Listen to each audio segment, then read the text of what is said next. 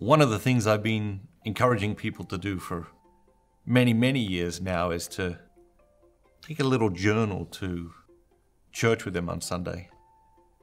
And just to listen for the one thing they feel like God is saying to them at church that week. After church, I love to ask my kids, what did God say to your church today? It's fascinating the things you hear, and incredibly profound and insightful the things you'll hear even from little kids. And by jotting down sort of the one thing that we feel like God is saying to us at church each Sunday and putting the date, over time we start to see the patterns of what God is saying to us. And over a period of years and years, we start to realize that we make a big deal out of things that aren't a big deal, or we don't pay attention to things that really are important, and that God keeps presenting the same message until we catch on.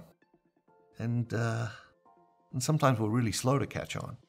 If you read the Bible, the most common preface to any sentence in the Bible is, God said. God said to Adam. God said to Noah. God said to Abraham. God said to Moses. God said to Mary. God said to everybody. Throughout salvation history, God has been speaking to humanity. God desires this dialogue. He doesn't desire a monologue. He desires a dynamic relationship with us, a dynamic conversation with us, and He wants to speak to us. He wants to speak deep into our lives.